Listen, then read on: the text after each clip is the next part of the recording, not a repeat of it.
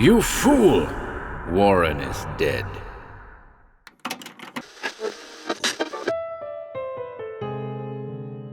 Welcome to HorrorBabble. Our first series of original Cthulhu Mythos stories commences next Wednesday, September 13th. So what better way to set the mood than by presenting a brand new recording of the story that introduced the great old one himself, the Call of Cthulhu. The old recording will remain on YouTube, folks, and our source for this recording is the original unedited text. And without further ado,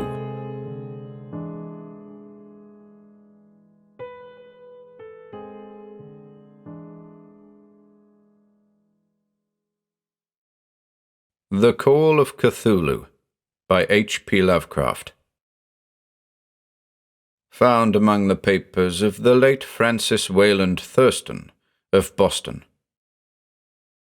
Of such great powers or beings there may be conceivably a survival of a hugely remote period when consciousness was manifested perhaps in shapes and forms long since withdrawn before the tide of advancing humanity, forms of which poetry and legend alone have caught a flying memory and called them gods, monsters, mythical beings of all sorts and kinds. Algernon Blackwood. 1. The Horror in Clay. The most merciful thing in the world, I think, is the inability of the human mind to correlate all its contents. We live on a placid island of ignorance in the midst of black seas of infinity, and it was not meant that we should voyage far. The sciences, each straining in its own direction, have hitherto harmed us little, but some day the piecing together of disassociated knowledge will open up such terrifying vistas of reality, and of our frightful position therein, that we shall either go mad from the revelation, or flee from the deadly light into the peace and safety of a new dark age.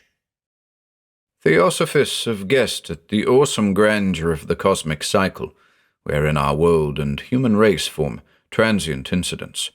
They have hinted at strange survivals in terms which would freeze the blood, if not masked by a bland optimism. But it is not from them that there came the single glimpse of forbidden eons which chills me when I think of it, and maddens me when I dream of it. That glimpse, like all dread glimpses of truth, flashed out from an accidental piecing together of separated things. In this case, an old newspaper item and the notes of a dead professor. I hope that no one else will accomplish this piecing out. Certainly, if I live, I shall never knowingly supply a link in so hideous a chain. I think that the professor, too, intended to keep silent regarding the part he knew, and that he would have destroyed his notes had not sudden death seized him. My knowledge of the thing began in the winter of 1926-27, with the death of my granduncle George Gamble Angel, Professor Emeritus of Semitic Languages in Brown University, Providence, Rhode Island. Professor Angel was widely known as an authority on ancient inscriptions, and had frequently been resorted to by the heads of prominent museums, so that his passing at the age of 92 may be recalled by many. Locally, interest was intensified by the obscurity of the cause of death. The professor had been stricken whilst returning from the Newport boat, falling suddenly, as witnesses said, after having been jostled by a nautical-looking Negro who had come from one of the queer dark courts on the precipitous hillside, which formed a shortcut from the waterfront to the deceased's home in William Street. Physicians were unable to find any visible disorder, but concluded, after perplexed debate, that some obscure lesion of the heart, induced by the brisk ascent of so steep a hill by so elderly a man, was responsible for the end. At the time, I saw no reason to dissent from this dictum, but latterly I am inclined to wonder, and more than wonder. As my granduncle's heir and executor, for he died a childless widower, I was expected to go over his papers with some thoroughness, and for that purpose moved his entire set of files and boxes to my quarters in Boston. Much of the material which I correlated will be later published by the American Archaeological Society, but there was one box which I found exceedingly puzzling, and which I felt much averse from showing to other eyes. It had been locked, and I did not find the key till it occurred to me to examine the personal ring which the professor carried always in his pocket. Then indeed I succeeded in opening it, but when I did so seemed only to be confronted by a greater and more closely locked barrier. For what could be the meaning of the queer clay bas-relief, and the disjointed jottings, ramblings, and cuttings which I found? Had my uncle, in his latter years, become credulous of the most superficial impostures? I resolved to search out the eccentric sculptor responsible for this apparent disturbance of an old man's peace of mind. The bas-relief was a rough rectangle less than an inch thick, and about 5 by 6 inches in area, obviously of modern origin. Its designs, however, were far from modern in atmosphere and suggestion, for although the vagaries of cubism and futurism are many and wild, they do not often reproduce that cryptic regularity which lurks in prehistoric writing. And writing of some kind the bulk of these designs seemed certainly to be, though my memory, despite much familiarity with the papers and collections of my uncle, failed in any way to identify this particular species, or even to hint at its remotest affiliations. Above these apparent hieroglyphics was a figure of evidently pictorial intent, though its impressionistic execution forbade a very clear idea of its nature. It seemed to be a sort of monster, or symbol representing a monster, of a form which only a diseased fancy could conceive. If I say that my somewhat extravagant imagination yielded simultaneous pictures of an octopus, a dragon, and a human caricature, I shall not be unfaithful to the spirit of the thing. A pulpy, tentacled head surmounted a grotesque and scaly body, with rudimentary wings, but it was the general outline of the whole which made it most shockingly frightful. Behind the figure was a vague suggestion of a cyclopean architectural background. The writing accompanying this oddity was, aside from a stack of press cuttings, in Professor Angel's most recent hand, and made no pretense to literary style. What seemed to be the main document was headed Cthulhu Cult, in characters painstakingly printed to avoid the erroneous reading of a word so unheard of. The manuscript was divided into 2 sections, the first of which was headed 1925 Dream and Dreamwork of H.A. Wilcox, 7 Thomas Street, Providence, Rhode Island, and the second, Narrative of Inspector John R. Legrasse, 121 Bienville Street, New Orleans, Louisiana, at 1908 AAS meeting. Notes on same, and Professor Webb's account.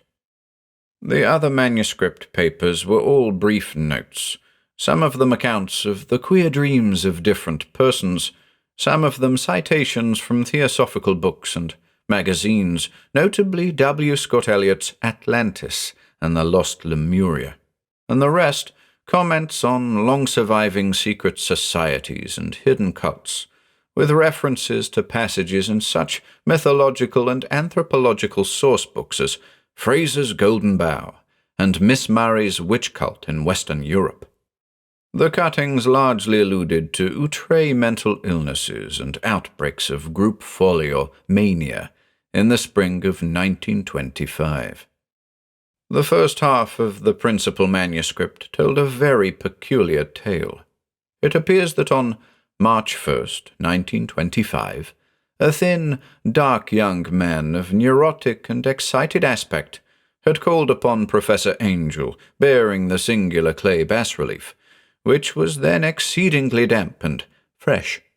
His card bore the name of Henry Anthony Wilcox, and my uncle had recognized him as the youngest son of an excellent family slightly known to him, who had latterly been studying sculpture at the Rhode Island School of Design and living alone at the Fleur-de-Lis building near that institution.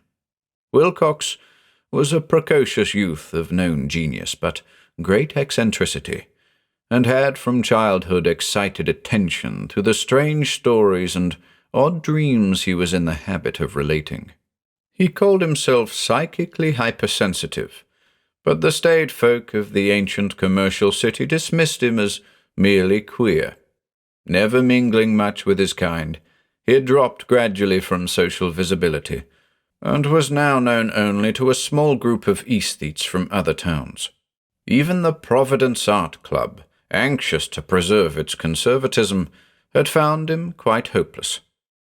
On the occasion of the visit, ran the professor's manuscript, the sculptor abruptly asked for the benefit of his host's archaeological knowledge in identifying the hieroglyphics on the bas-relief. He spoke in a dreamy, stilted manner which suggested pose and alienated sympathy, and my uncle showed some sharpness in replying, for the conspicuous freshness of the tablet implied kinship with anything but archaeology. Young Wilcox's rejoinder, which impressed my uncle enough to make him recall and record it verbatim, was of a fantastically poetic cast which must have typified his whole conversation, and of which I have since found highly characteristic of him. He said, "It is new indeed, for I made it last night in a dream of strange cities, and dreams are older than brooding Tyre, or the contemplative Sphinx, or garden-girdled Babylon." It was then that he began that rambling tale which suddenly played upon a sleeping memory and won the fevered interest of my uncle. There had been a slight earthquake tremor the night before, the most considerable felt in New England for some years, and Wilcox's imagination had been keenly affected. Upon retiring, he had had an unprecedented dream of great cyclopean cities of Titan blocks and sky-flung monoliths, all dripping with green ooze and sinister with latent horror. Hieroglyphics had covered the walls and pillars, and from some undetermined point below had come a voice that was not a voice, a chaotic sensation which only fancy could transmute into sound, but which he attempted to render by the almost unpronounceable jumble of letters, Cthulhu Mythos. This verbal jumble was the key to the recollection which excited and disturbed Professor Angel. He questioned the sculptor with scientific minuteness, and studied with almost frantic intensity the bas-relief on which the youth had found himself working, chilled and clad only in his night-clothes, when waking had stolen bewilderingly over him. My uncle blamed his old age, Wilcox afterward said, for his slowness in recognizing both hieroglyphics and pictorial design. Many of his questions seemed highly out of place to his visitor, especially those which tried to connect the latter with strange cults or societies, and Wilcox could not understand the repeated promises of silence which he was offered in exchange for an admission of membership in some widespread mystical or paganly religious body. When Professor Angel became convinced that the sculptor was indeed ignorant of any cult or system of cryptic lore, he besieged his visitor with demands for future reports of dreams. This bore regular fruit, for after the first interview, the manuscript records daily calls of the young man, during which he related startling fragments of nocturnal imagery, whose burden was always some terrible cyclopean vista of dark and dripping stone, with a subterrene voice or intelligence shouting monotonously in enigmatical sense impacts, uninscribable save as gibberish. The two sounds most frequently repeated are those rendered by the letters Cthulhu and Rillier. On March 23rd, the manuscript continued, Wilcox failed to appear, and inquiries at his quarters revealed that he had been stricken with an obscure sort of fever and taken to the home of his family in Waterman Street. He had cried out in the night, arousing several other artists in the building, and had manifested since then only alternations of unconsciousness and delirium. My uncle at once telephoned the family, and from that time forward kept close watch of the case, calling often at the Thayer Street office of Dr. Toby, whom he learned to be in charge. The youth's febrile mind, apparently, was dwelling on strange things, and the doctor shuddered now and then as he spoke of them. They included not only a repetition of what he had formerly dreamed, but touched wildly on a gigantic thing miles high, which walked or lumbered about. He at no time fully described this object, but occasional frantic words, as repeated by Dr. Toby, convinced the professor that it must be identical with the nameless monstrosity he had sought to depict in his dream sculpture. Reference to this object, the doctor added, was invariably a prelude to the young man's subsidence into lethargy. His temperature, oddly enough, was not greatly above normal, but his whole condition was otherwise such as to suggest true fever rather than mental disorder. On April 2nd, at about 3 p.m., every trace of Wilcox's malady suddenly ceased. He sat upright in bed, astonished to find himself at home and completely ignorant of what had happened in dream or reality since the night of March 22nd. Pronounced well by his physician, he returned to his quarters in 3 days, but to Professor Angel he was of no further assistance. All traces of strange dreaming had vanished with his recovery, and my uncle kept no record of his night thoughts after a week of pointless and irrelevant accounts of thoroughly usual visions.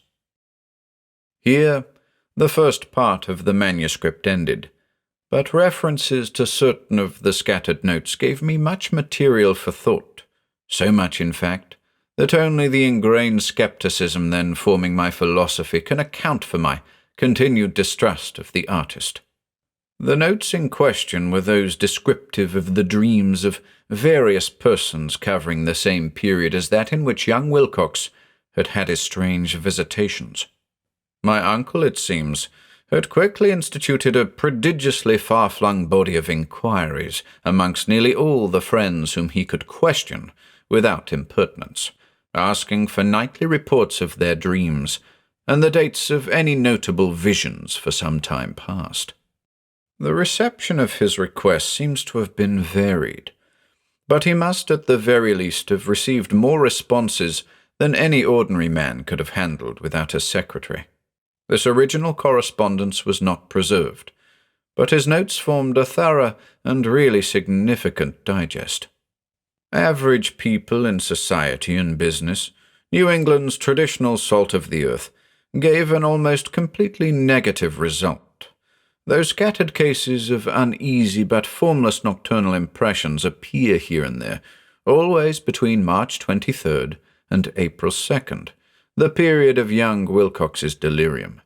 Scientific men were little more affected, though 4 cases of vague description suggest fugitive glimpses of strange landscapes, and in one case there is mentioned a dread of something abnormal. It was from the artists and poets that the pertinent answers came, and I know that panic would have broken loose had they been able to compare notes. As it was, lacking their original letters, I half suspected the compiler of having asked leading questions, or of having edited the correspondence in corroboration of what he had latently resolved to see. That is why I continue to feel that Wilcox, somehow cognizant of the old data which my uncle had possessed, had been imposing on the veteran scientist. These responses from aesthetes told a disturbing tale. From February 28th to April 2nd, a large proportion of them had dreamed very bizarre things, the intensity of the dreams being immeasurably the stronger during the period of the sculptor's delirium. Over 1/4 of those who reported anything reported scenes and half-sounds not unlike those which Wilcox had described, and some of the dreamers confessed acute fear of the gigantic, nameless thing visible toward the last. One case, which the note describes with emphasis, was very sad. The subject, a widely known architect with leanings toward theosophy and occultism, went violently insane on the date of young Wilcox's seizure, and expired several months later after incessant screamings to be saved from some escaped denizen of hell. Had my uncle referred to these cases by name instead of merely by number, I should have attempted some corroboration and personal investigation, but as it was, I succeeded in tracing down only a few. All of these, however, bore out the notes in full. I have often wondered if all the objects of the professor's questioning felt as puzzled as did this fraction. It is well that no explanation shall ever reach them. The press cuttings, as I have intimated, touched on cases of panic, mania, and eccentricity during the given period. Professor Angel must have employed a cutting bureau, for the number of extracts was tremendous, and the sources scattered throughout the globe.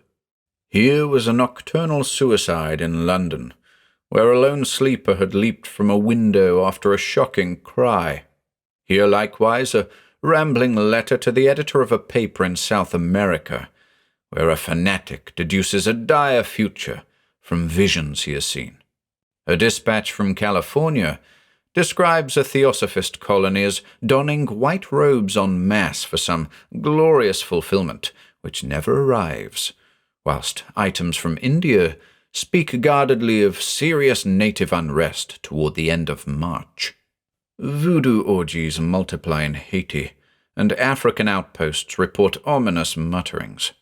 American officers in the Philippines find certain tribes bothersome about this time, and New York policemen are mobbed by hysterical Levantines on the night of March 22nd, 23rd.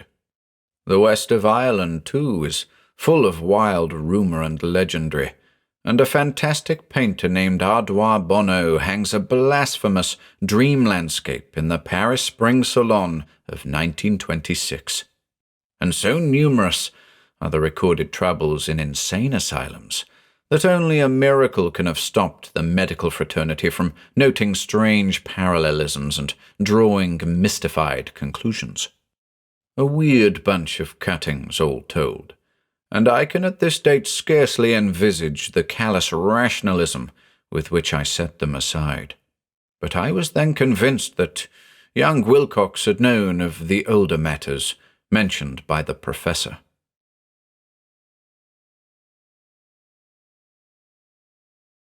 2. The Tale of Inspector Legrasse. The older matters which had made the sculptor's dream and bas-relief so significant to my uncle formed the subject of the second half of his long manuscript. Once before it appears, Professor Angel had seen the hellish outlines of the nameless monstrosity, puzzled over the unknown hieroglyphics, and heard the ominous syllables which can be rendered only as Cthulhu, and all this in so stirring and horrible a connection that it is small wonder he pursued young Wilcox with queries and demands for data. The earlier experience had come in 1908, 17 years before, when the American Archaeological Society held its annual meeting in St. Louis. Professor Angel, as befitted one of his authority and attainments, had had a prominent part in all the deliberations, and was one of the first to be approached by the several outsiders who took advantage of the convocation to offer questions for correct answering and problems for expert solution. The chief of these outsiders, and in a short time the focus of interest for the entire meeting, was a commonplace-looking, middle-aged man who had travelled all the way from New Orleans for certain special information unobtainable from any local source. His name was John Raymond Legrasse, and he was by profession an inspector of police. With him, he bore the subject of his visit, a grotesque, repulsive, and apparently very ancient stone statuette, whose origin he was at a loss to determine. It must not be fancied that Inspector Legrasse had the least interest in archaeology. On the contrary, his wish for enlightenment was prompted by purely professional considerations.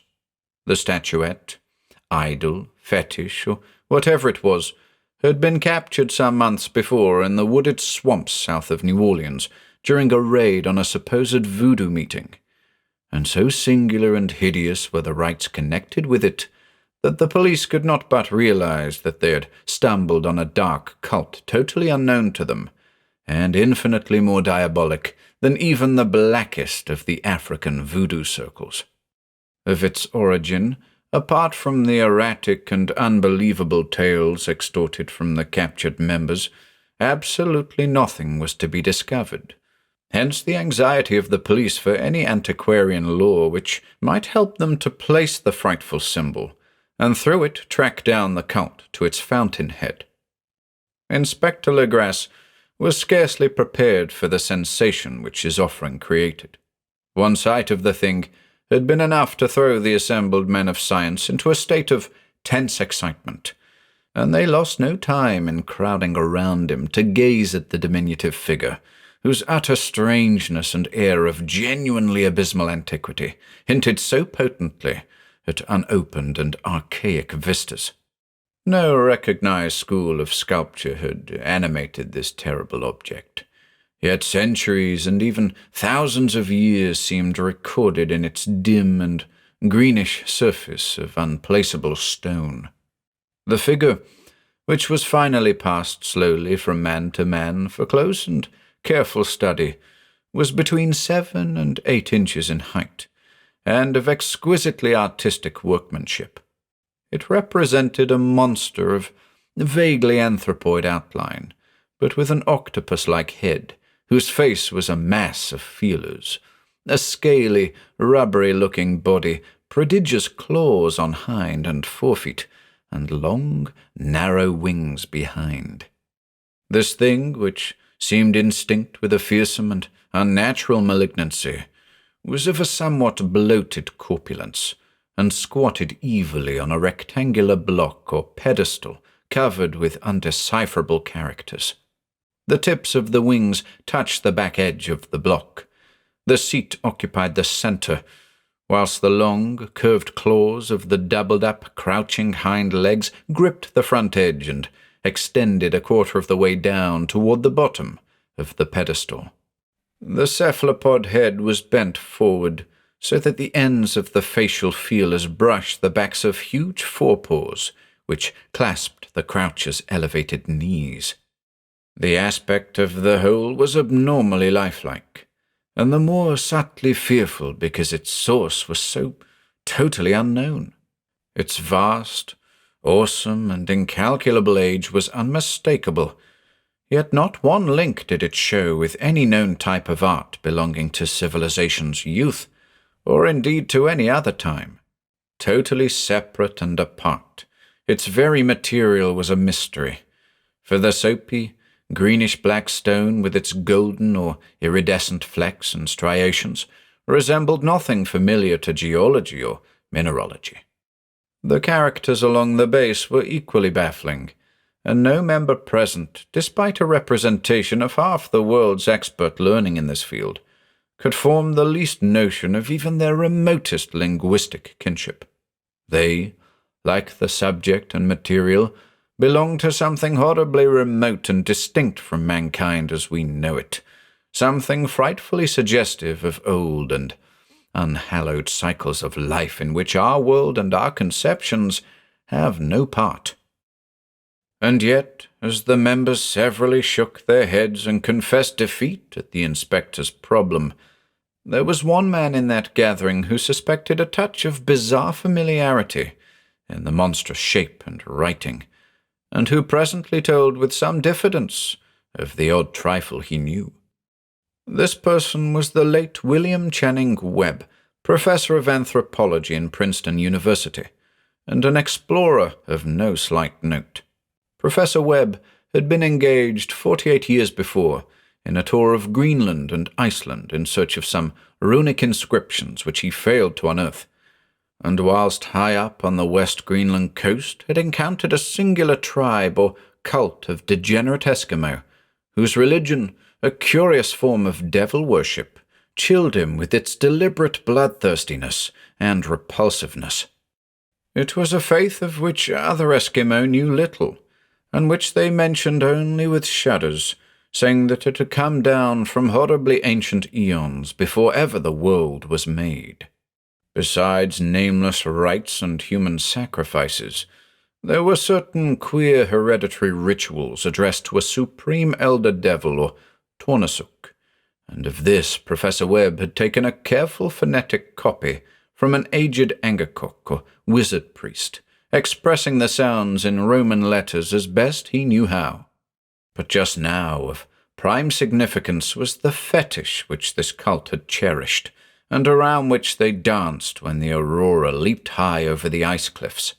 It was, the professor stated, a very crude bas-relief of stone, comprising a hideous picture and some cryptic writing. And so far as he could tell, it was a rough parallel in all essential features of the bestial thing now lying before the meeting. This data, received with suspense and astonishment by the assembled members, proved doubly exciting to Inspector Legrasse, and he began at once to ply his informant with questions. Having noted and copied an oral ritual among the swamp cult worshippers his men had arrested, he besought the professor to remember as best he might the syllables taken down amongst the diabolist Eskimo. There then followed an exhaustive comparison of details, and a moment of really awed silence, when both detective and scientist agreed on the virtual identity of the phrase common to two hellish rituals so many worlds of distance apart. What, in substance, both the Eskimo wizards and the Louisiana swamp priests had chanted to their kindred idols was something very like this, the word divisions being guessed at from traditional breaks in the phrase as chanted aloud. Fun glui maglor nef, Cthulhu rilye, wagar nagel vertagen. Legrasse had 1 point in advance of Professor Webb, for several among his mongrel prisoners had repeated to him what older celebrants had told them the words meant. This text, as given, ran something like this. In his house at Rillier, dead Cthulhu waits dreaming. And now, in response to a general and urgent demand, Inspector Legrasse related as fully as possible his experience with the swamp worshippers, telling a story to which I could see my uncle attached profound significance. It savoured of the wildest dreams of myth-maker and theosophist, and disclosed an astonishing degree of cosmic imagination among such half-castes and pariahs as might be least expected to possess it. On November 1st, 1907, there had come to the New Orleans police a frantic summons from the swamp and lagoon country to the south. The squatters there, mostly primitive but good-natured descendants of Lafitte's men, were in the grip of stark terror from an unknown thing which had stolen upon them in the night. It was voodoo, apparently, but voodoo of a more terrible sort than they had ever known, and some of their women and children had disappeared since the malevolent tom-tom had begun its incessant beating far within the black-haunted woods where no dweller ventured. There were insane shouts and harrowing screams, soul-chilling chants and dancing devil flames, and, the frightened messenger added, the people could stand it no more. So a body of 20 police, filling 2 carriages and an automobile, had set out in the late afternoon with the shivering squatter as a guide. At the end of the passable road they alighted, and for miles splashed on in silence through the terrible cypress woods where day never came. Ugly roots and malignant hanging nooses of Spanish moss beset them, and now and then a pile of dank stones or fragment of a rotting wall intensified by its hint of morbid habitation, a depression which every malformed tree and every fungus islet combined to create.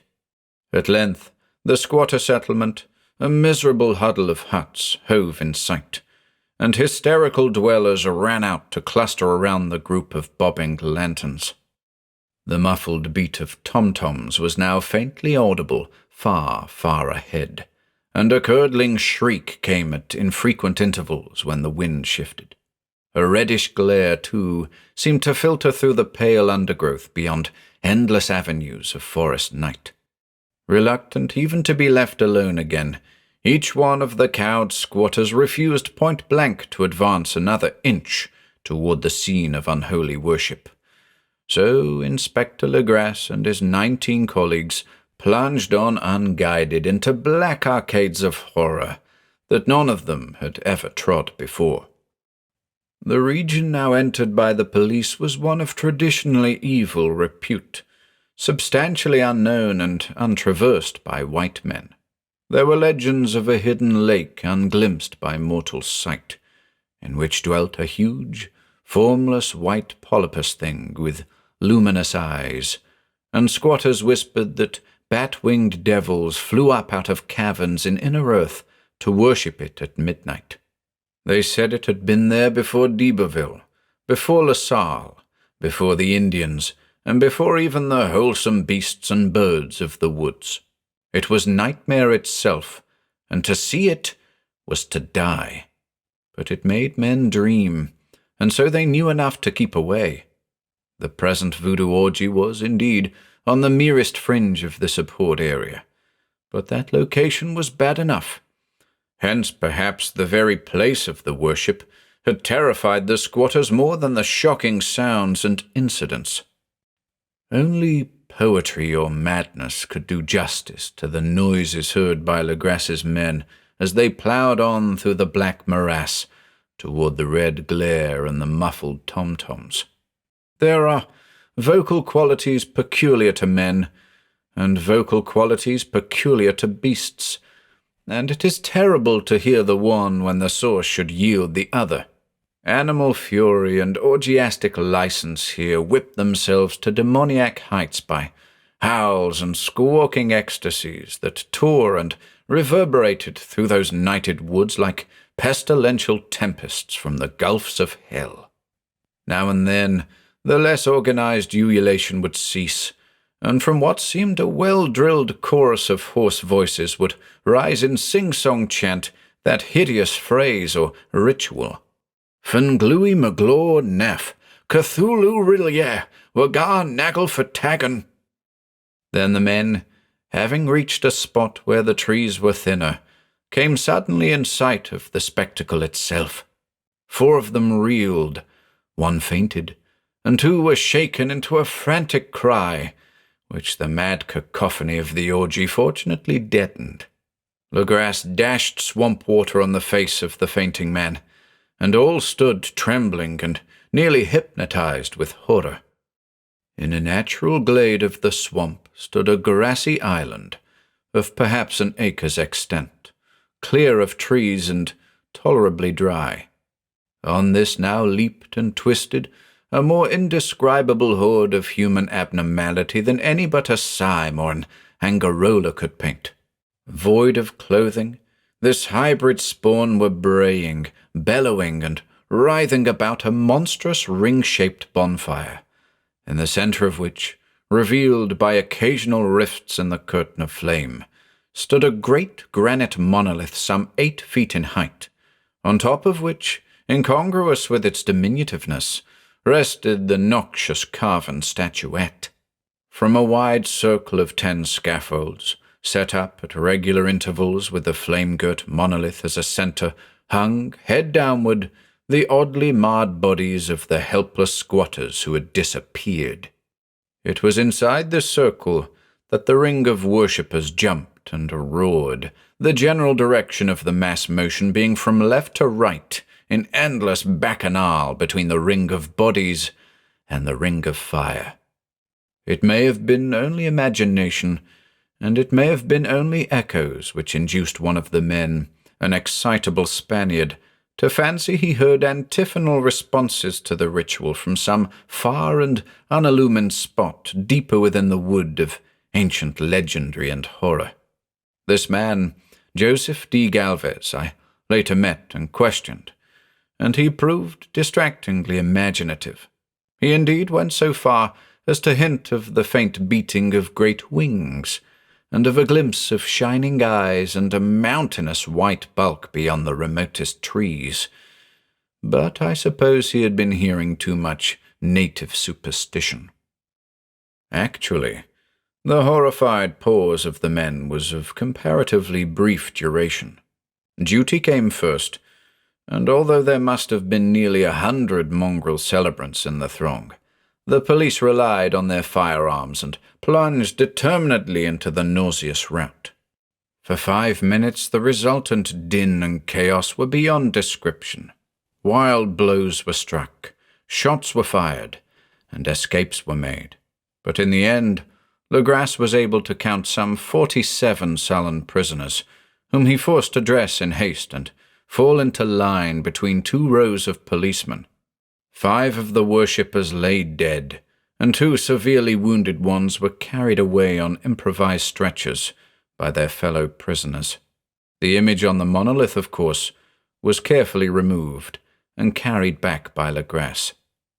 Examined at headquarters after a trip of intense strain and weariness, the prisoners all proved to be men of a very low, mixed-blooded, and mentally aberrant type. Most were seamen, and a sprinkling of Negroes and mulattoes, largely West Indians or Brava Portuguese from the Cape Verde Islands, gave a coloring of voodooism to the heterogeneous cult.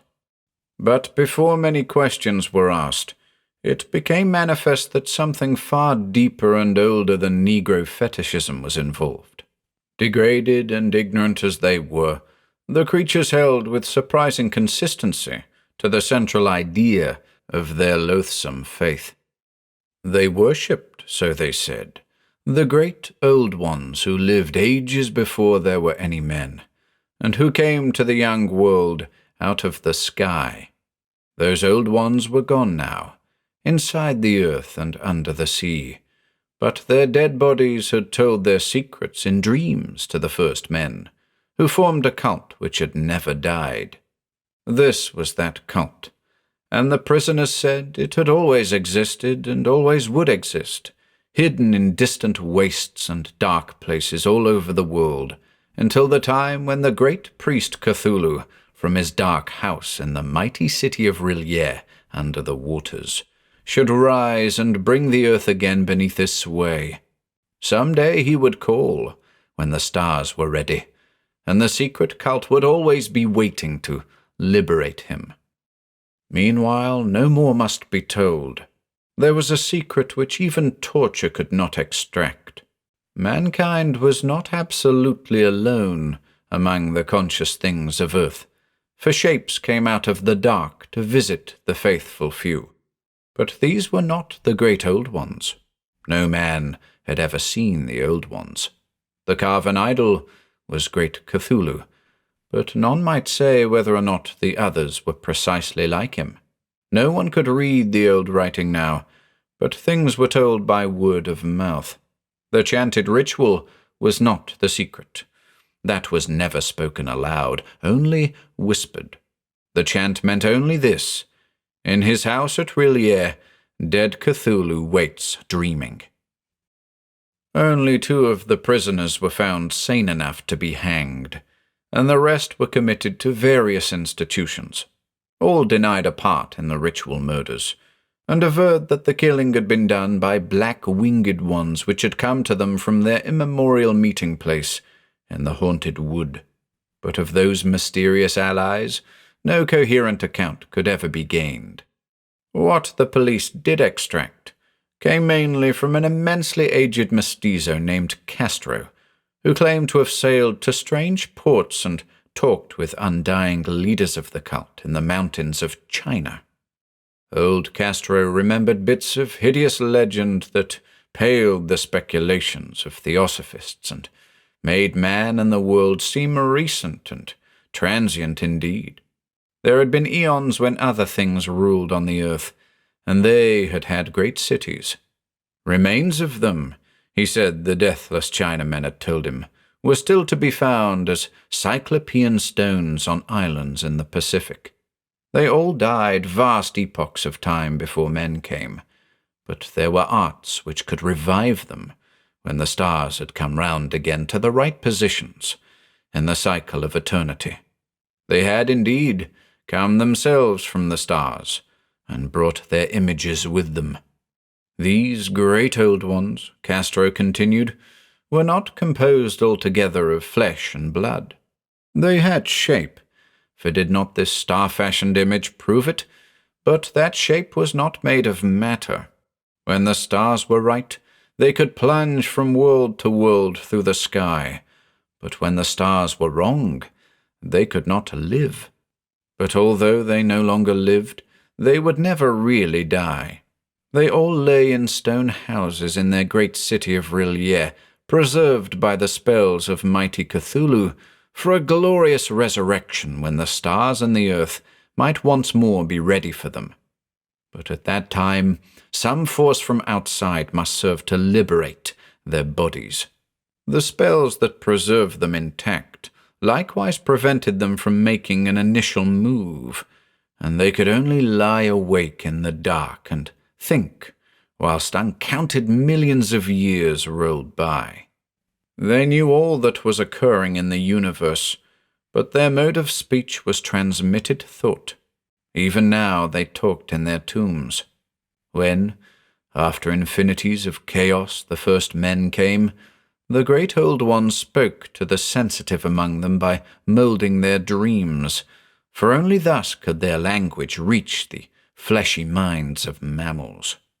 Then, whispered Castro, those first men formed the cult around small idols, which the great ones showed them, idols brought in dim eras from dark stars. That cult would never die till the stars came right again, and the secret priests would take great Cthulhu from his tomb to revive his subjects and resume his rule of earth. The time would be easy to know, for then mankind would have become as the great old ones, free and wild and beyond good and evil, with laws and morals thrown aside and all men shouting and killing and revelling in joy. Then the liberated old ones would teach them new ways to shout and kill and revel and enjoy themselves, and all the earth would flame with a holocaust of ecstasy and freedom. Meanwhile the cult, by appropriate rites, must keep alive the memory of those ancient ways and shadow forth the prophecy of their return. In the elder time, chosen men had talked with the entombed old ones in dreams, but then something had happened. The great stone city Rillier, with its monoliths and sepulchres, had sunk beneath the waves, and the deep waters, full of the one primal mystery through which not even thought can pass, had cut off the spectral intercourse. But memory never died, and high priests said that the city would rise again when the stars were right.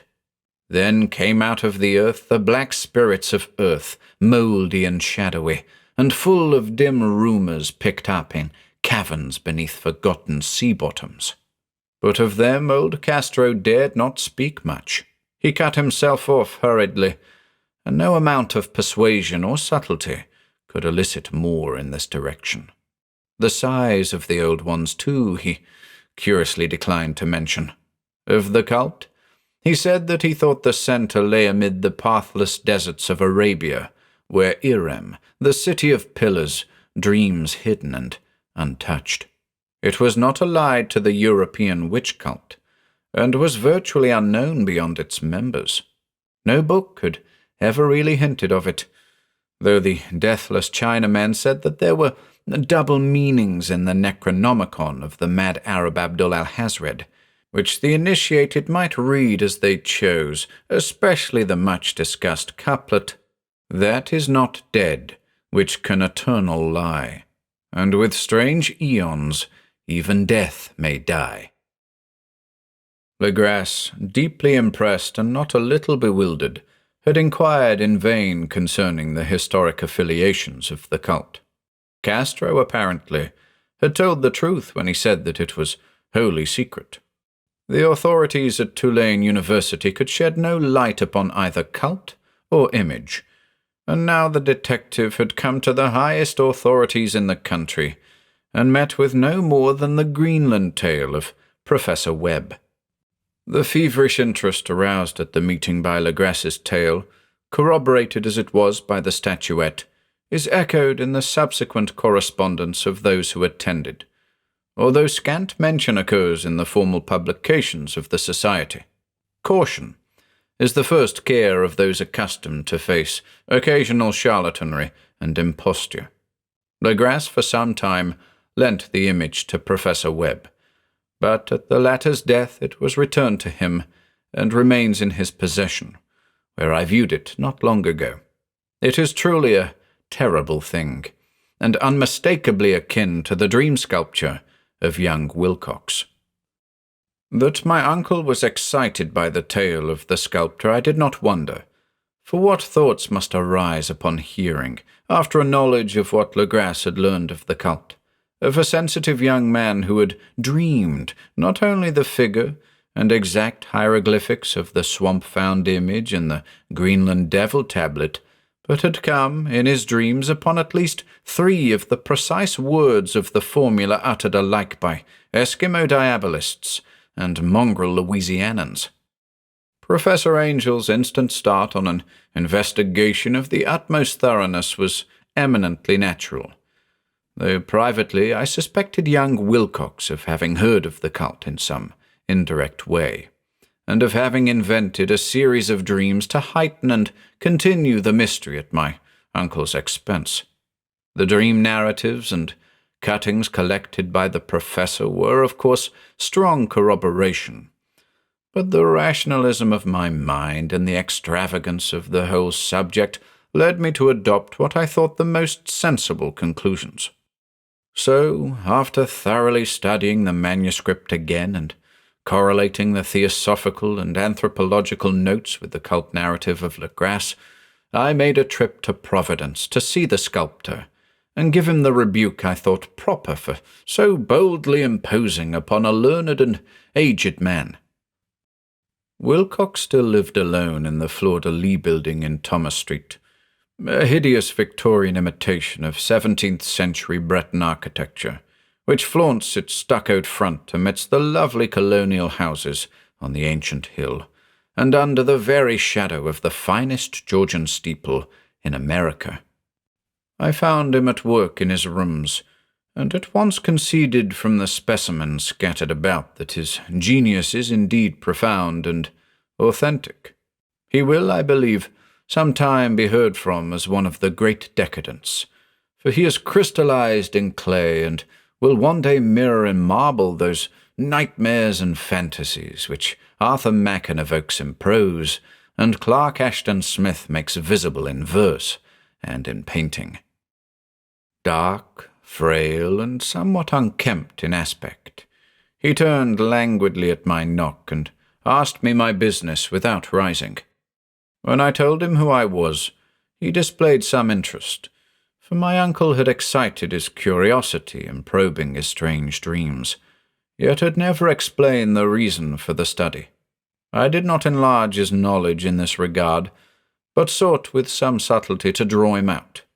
In a short time, I became convinced of his absolute sincerity, for he spoke of the dreams in a manner none could mistake. They, and their subconscious residuum, had influenced his art profoundly, and he showed me a morbid statue whose contours almost made me shake with the potency of its black suggestion. He could not recall having seen the original of this thing, except in his own dream bas-relief, but the outlines had formed themselves insensibly under his hands. It was, no doubt, the giant shape he had raved of in delirium. That he really knew nothing of the hidden cult, save from what my uncle's relentless catechism had let fall, he soon made clear, and again I strove to think of some way in which he could possibly have received the weird impressions. He talked of his dreams in a strangely poetic fashion, making me see with terrible vividness the damp, cyclopean city of slimy green stone, whose geometry, he oddly said, was all wrong, and hear with frightened expectancy the ceaseless, half-mental calling from underground, "Cthulhu Fatagan! Cthulhu Fatagan!" These words had formed part of that dread ritual which told of dead Cthulhu's dream vigil in his stone vault at Rillier, and I felt deeply moved despite my irrational beliefs. Wilcox, I was sure, had heard of the cult in some casual way, and had soon forgotten it amidst the mass of his equally weird reading and imagining. Later, by virtue of its sheer impressiveness, it had found subconscious expression in dreams, in the bas-relief, and in the terrible statue I now beheld, so that his imposture upon my uncle had been a very innocent one. The youth was of a type at once slightly affected and slightly ill-mannered, which I could never like, but I was willing enough now to admit both his genius and his honesty. I took leave of him amicably, and wish him all the success his talent promises. The matter of the cult still remained to fascinate me, and at times I had visions of personal fame from researches into its origin and connections. I visited New Orleans, talked with Legrasse and others of that old-time raiding party, saw the frightful image, and even questioned such of the mongrel prisoners as still survived. Old Castro, unfortunately, had been dead for some years. What I now heard so graphically at first hand, though it was really no more than a detailed confirmation of what my uncle had written, excited me afresh, for I felt sure that I was on the track of a very real, very secret, and very ancient religion whose discovery would make me an anthropologist of note. My attitude was still one of absolute materialism, as I wish it still were, and I discounted with almost inexplicable perversity the coincidence of the dream notes and odd cuttings collected by Professor Angel. One thing I began to suspect, and which I now fear I know, is that my uncle's death was far from natural. He fell on a narrow hill street leading up from an ancient waterfront swarming with foreign mongrels, after a careless push from a Negro sailor. I did not forget the mixed blood and marine pursuits of the cult members in Louisiana, and would not be surprised to learn of secret methods and poison needles as ruthless and as anciently known as the cryptic rites and beliefs. Legrasse and his men, it is true, have been let alone, but in Norway a certain seaman who saw things is dead. Might not the deeper inquiries of my uncle after encountering the sculptor's data have come to sinister ears? I think Professor Angel died because he knew too much, or because he was likely to learn too much. Whether I shall go as he did remains to be seen, for I have learned much now.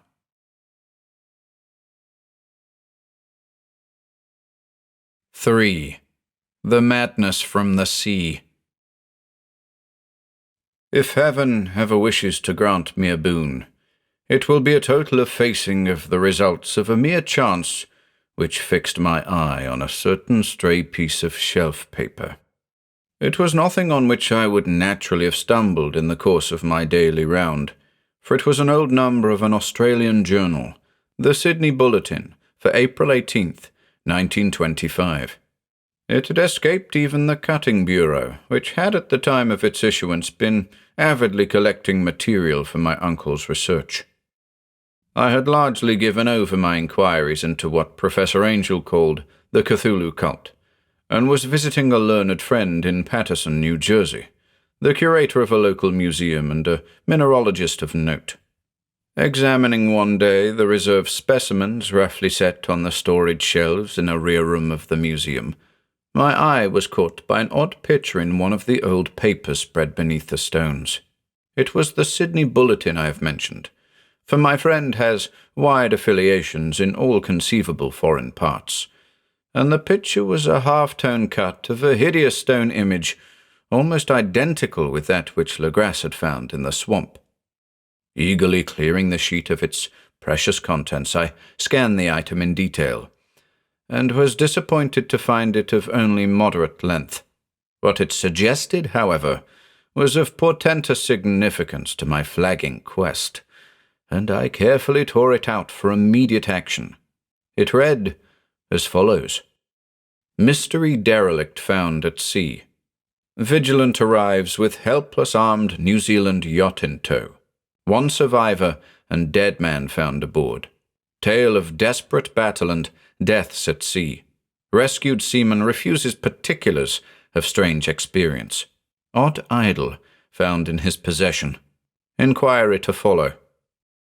The Morrison Company's freighter Vigilant, bound from Valparaiso, arrived this morning at its wharf in Darling Harbour, having in tow the battered and disabled but heavily armed steam yacht Alert of Dunedin, New Zealand, which was sighted April 12th in south latitude 34 degrees 21 minutes, west longitude 152 degrees 17 minutes, with one living and one dead man aboard. The Vigilant left Valparaiso March 25th, and on April 2nd was driven considerably south of her course by exceptionally heavy storms and monster waves.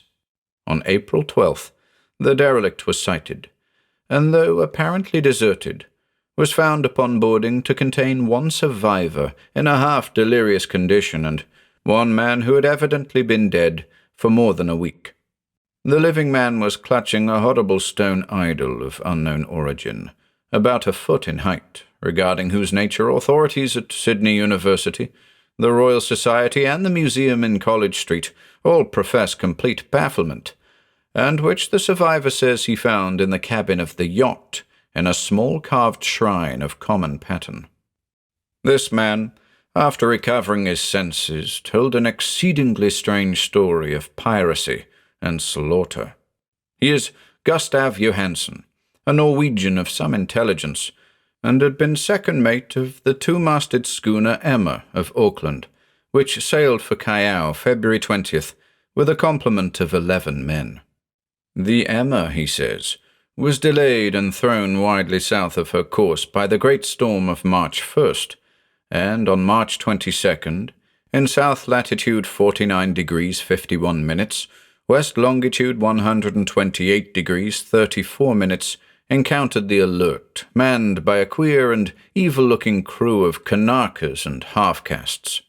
Being ordered peremptorily to turn back, Captain Collins refused, whereupon the strange crew began to fire savagely and without warning upon the schooner, with a peculiarly heavy battery of brass cannon forming part of the yacht's equipment.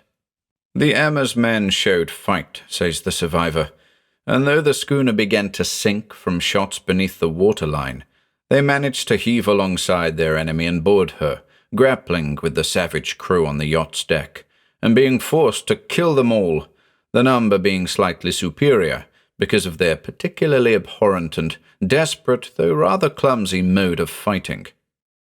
3 of the Emma's men, including Captain Collins and First Mate Green, were killed, and the remaining 8, under Second Mate Johansen, proceeded to navigate the captured yacht, going ahead in their original direction to see if any reason for their ordering back had existed.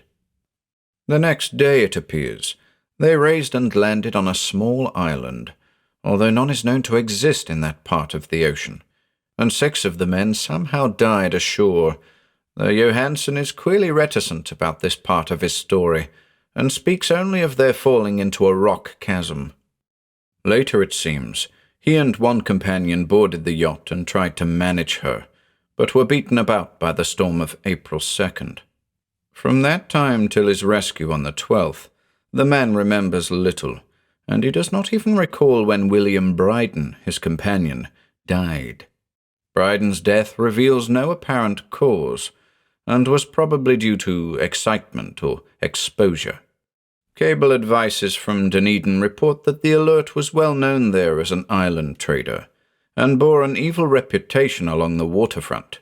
It was owned by a curious group of half-castes whose frequent meetings and night trips to the woods attracted no little curiosity, and it had set sail in great haste just after the storm and earth tremors of March 1st. Our Auckland correspondent gives the Emma and her crew an excellent reputation, and Johansen is described as a sober and worthy man. The Admiralty will institute an inquiry on the whole matter beginning tomorrow, at which every effort will be made to induce Johansen to speak more freely than he has done hitherto.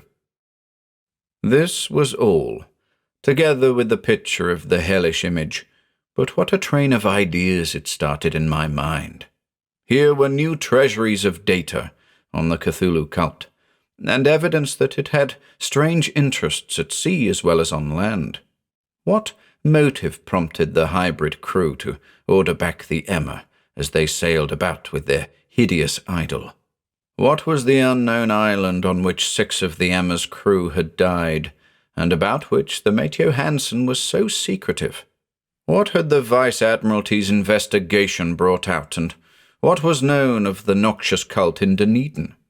And most marvellous of all, what deep and more than natural linkage of dates was this which gave a malign and now undeniable significance to the various turns of events so carefully noted by my uncle? March 1st, our February 28th, according to the international dateline, the earthquake and storm had come.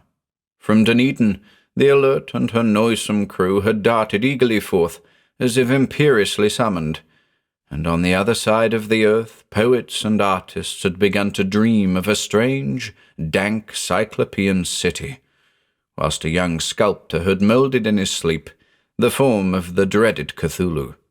March 23rd, the crew of the Emma landed on an unknown island and left 6 men dead, and on that date the dreams of sensitive men assumed a heightened vividness and darkened with dread of a giant monster's malign pursuit, whilst an architect had gone mad and a sculptor had lapsed suddenly into delirium. And what of this storm of April 2nd, the date on which all dreams of the dank city ceased, and Wilcox emerged unharmed from the bondage of strange fever? What of all this, and of those hints of old Castro about the sunken, star-born old ones and their coming reign, their faithful cult and their mastery of dreams? Was I tottering on the brink of cosmic horrors beyond man's power to bear? If so, they must be horrors of the mind alone, for in some way the 2nd of April had put a stop to whatever monstrous menace had begun its siege of mankind's soul. That evening, after a day of hurried cabling and arranging, I bade my host adieu and took a train for San Francisco. In less than a month, I was in Dunedin, where, however, I found that little was known of the strange cult members who had lingered in the old sea taverns. Waterfront scum was far too common for special mention, though there was vague talk about one inland trip these mongrels had made, during which faint drumming and red flame were noted on the distant hills. In Auckland, I learned that Johansen had returned with yellow hair turned white after a perfunctory and inconclusive questioning at Sydney, and had thereafter sold his cottage in West Street and sailed with his wife to his old home in Oslo. Of his stirring experience he would tell his friends no more than he had told the Admiralty officials, and all they could do was to give me his Oslo address. After that I went to Sydney, and talked profitlessly with seamen and members of the Vice-Admiralty Court. I saw the Alert, now sold and in commercial use at Circular Quay in Sydney Cove, but gained nothing from its non-committal bulk. The crouching image with its cuttlefish head, dragon body, scaly wings and hieroglyphed pedestal was preserved in the museum at Hyde Park, and I studied it long and well, finding it a thing of balefully exquisite workmanship, and with the same utter mystery, terrible antiquity, and unearthly strangeness of material which I had noted in Legrasse's smaller specimen. Geologists, the curator told me, had found it a monstrous puzzle, for they vowed that the world held no rock like it. Then I thought with a shudder of what old Castro had told Legrasse about the primal great ones. They had come from the stars, and had brought their images with them. Shaken with such a mental revolution as I had never before known, I now resolved to visit mate Johansen in Oslo. Sailing for London, I re-embarked at once for the Norwegian capital, and one autumn day landed at the trim wharves in the shadow of the Egeberg. Johansen's address, I discovered, lay in the old town of King Harald Hardrada, which kept alive the name of Oslo during all the centuries that the greater city masqueraded as Christiana. I made the brief trip by taxicab, and knocked with palpitant heart at the door of a neat and ancient building with plastered front. A sad-faced woman in black answered my summons, and I was stung with disappointment when she told me in halting English that Gustaf Johansen was no more. He had not survived his return, said his wife, for the doings at sea in 1925 had broken him. He had told her no more than he had told the public, but had left a long manuscript of technical matters, as he said, written in English, evidently in order to safeguard her from the peril of casual perusal. During a walk through a narrow lane near the Gothenburg dock, a bundle of papers falling from an attic window had knocked him down. 2 Lascar sailors at once helped him to his feet, but before the ambulance could reach him, he was dead.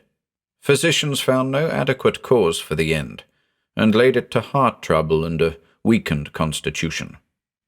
I now felt gnawing at my vitals that dark terror which will never leave me till I, too, am at rest, accidentally or otherwise. Persuading the widow that my connection with her husband's technical matters was sufficient to entitle me to his manuscript, I bore the document away and began to read it on the London boat. It was a simple, rambling thing, a naive sailor's effort at a post-facto diary, and strove to recall day by day that last awful voyage.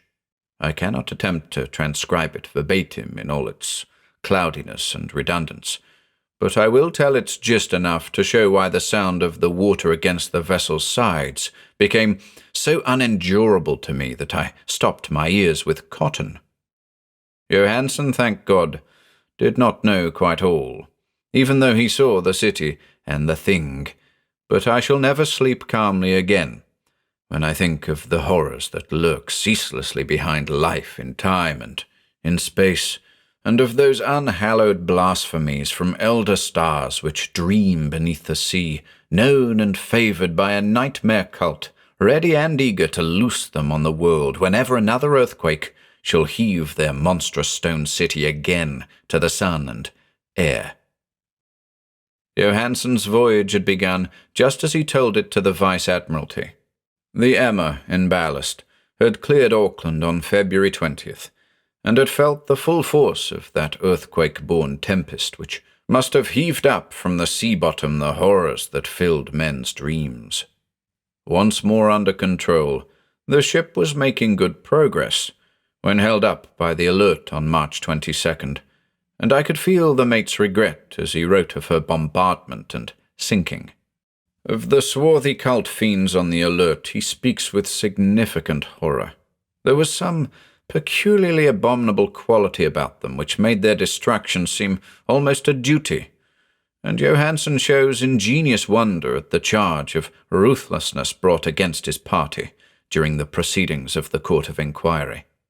Then, driven ahead by curiosity in their captured yacht under Johansen's command, the men sight a great stone pillar sticking out of the sea, and in south latitude 47 degrees 9 minutes, west longitude 126 degrees 43 minutes, come upon a coastline of mingled mud, ooze, and weedy cyclopean masonry, which can be nothing less than the tangible substance of Earth's supreme terror, the nightmare corpse city of R'lyeh, that was built in measureless eons behind history by the vast, loathsome shapes that seeped down from the dark stars. There lay great Cthulhu and his hordes, hidden in green slimy vaults and sending out at last, after cycles incalculable, the thoughts that spread fear to the dreams of the sensitive and called imperiously to the faithful to come on a pilgrimage of liberation and restoration. All this Johansen did not suspect, but God knows he soon saw enough. I supposed that only a single mountain top, the hideous monolith-crowned citadel whereon great Cthulhu was buried, actually emerged from the waters.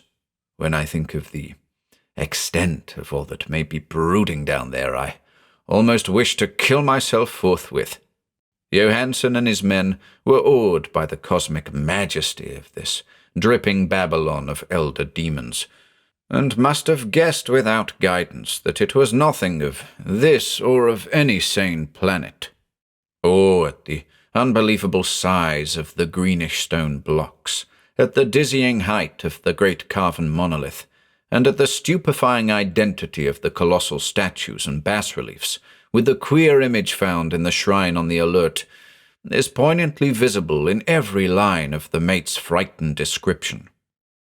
Without knowing what futurism is like, Johansen achieved something very close to it when he spoke of the city. For instead of describing any definite structure or building, he dwells only on broad impressions of vast angles and stone surfaces, surfaces too great to belong to anything right or proper for this earth, and impious with horrible images and hieroglyphs. I mention his talk about angles because it suggests something Wilcox had told me of his awful dreams. He had said that the geometry of the dream place he saw was abnormal, non-Euclidean, and loathsomely redolent of spheres and dimensions apart from ours. Now, an unlettered seaman felt the same thing whilst gazing at the terrible reality. Johansen and his men landed at a sloping mudbank on this monstrous acropolis, and clambered slipperily up over Titan oozy blocks which could have been no mortal staircase. The very sun of heaven seemed distorted when viewed through the polarizing miasma welling out from this sea-soaked perversion, and twisted menace and suspense lurked leeringly in those crazily elusive angles of carven rock, where a second glance showed concavity after the first showed convexity. Something very like fright had come over all the explorers before anything more definite than rock and ooze and weed was seen.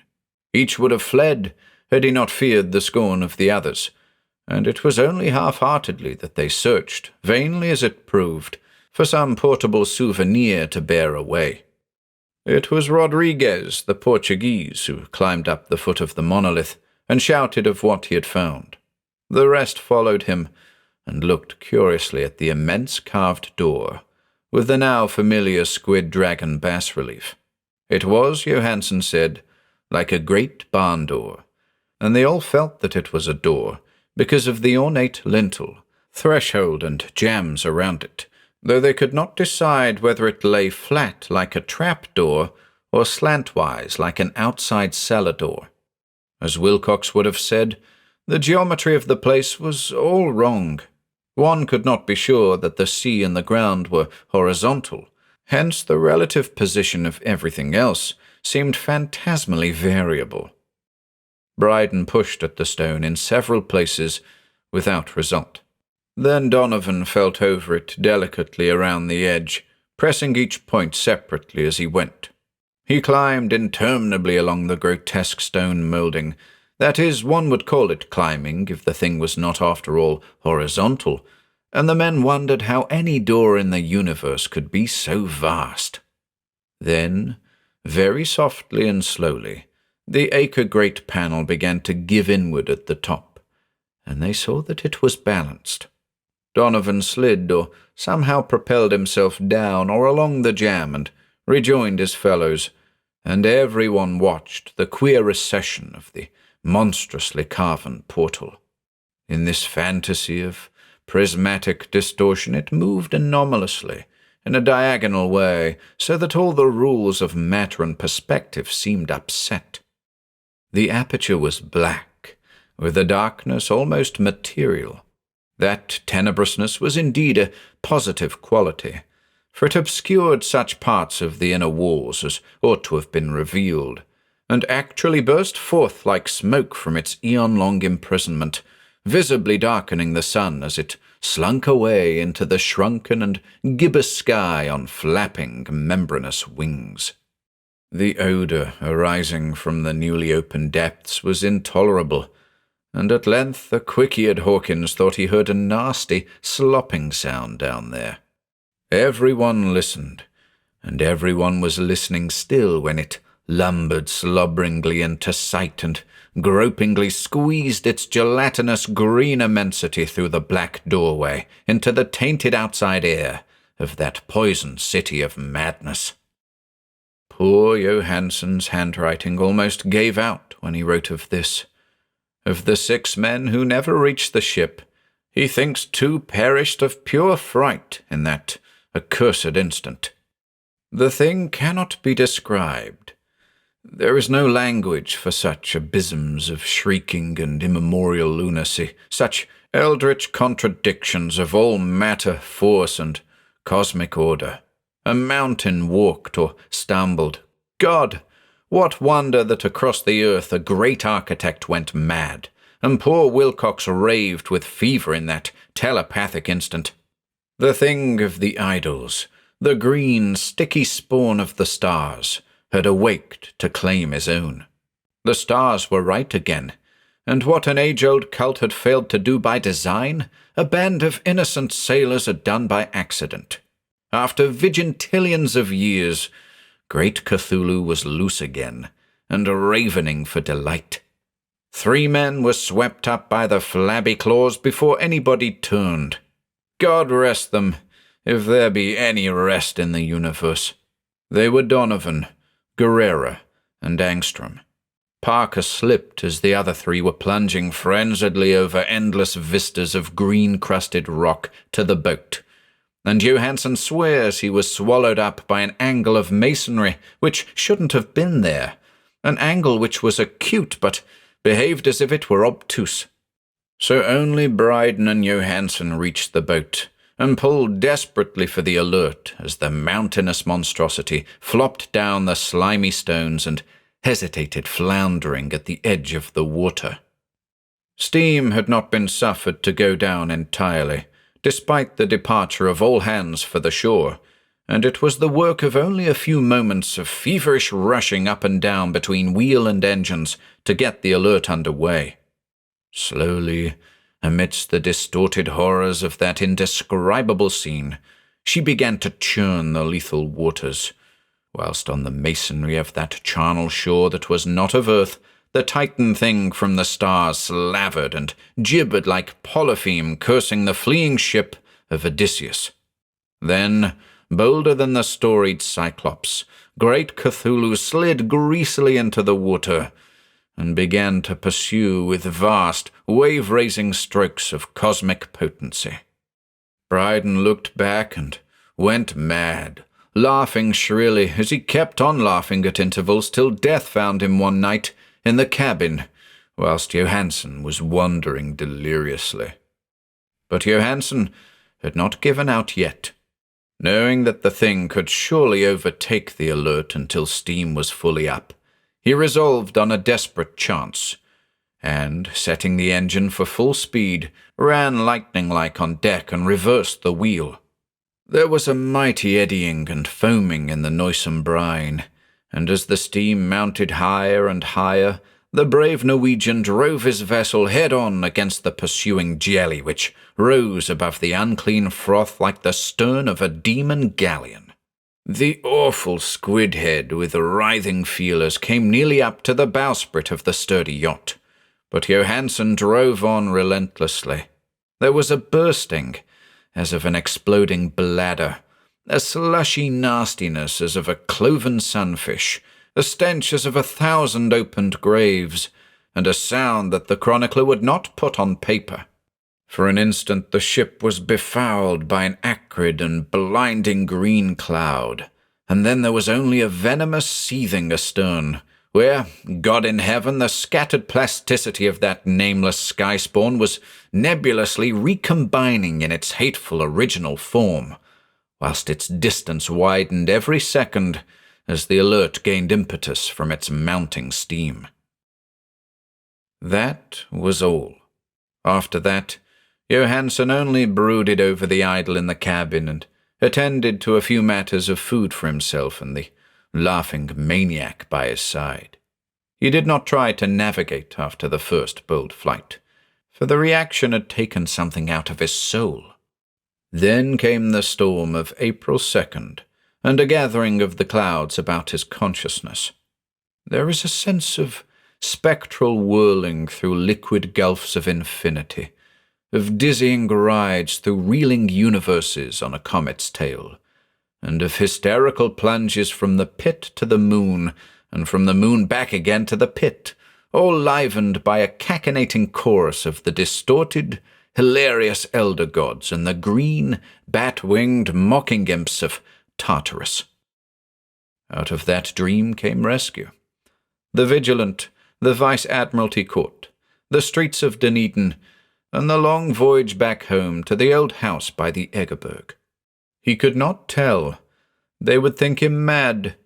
He would write of what he knew before death came, but his wife must not guess. Death would be a boon, if only it could blot out the memories. That was the document I read, and now I have placed it in the tin box beside the bas-relief and the papers of Professor Angel. With it shall go this record of mine, this test of my own sanity, wherein is pieced together that which I hope may never be pieced together again. I have looked upon all that the universe has to hold of horror, and even the skies of spring and the flowers of summer must ever afterward be poison to me. But I do not think my life will be long. As my uncle went, as poor Johansen went, so I shall go. I know too much, and the cult still lives. Cthulhu still lives too, I suppose, again in that chasm of stone which has shielded him since the sun was young. His accursed city is sunken once more, for the Vigilant sailed over the spot after the April storm. But his ministers on earth still bellow and prance and slay around idol-capped monoliths in lonely places. He must have been trapped by the sinking whilst within his black abyss, or else the world would by now be screaming with fright and frenzy. Who knows the end? What has risen may sink, and what has sunk may rise. Loathsomeness waits and dreams in the deep, and decay spreads over the tottering cities of men. A time will come, but I must not and cannot think. Let me pray that, if I do not survive this manuscript, my executors may put caution before audacity, and see that it meets no other eye.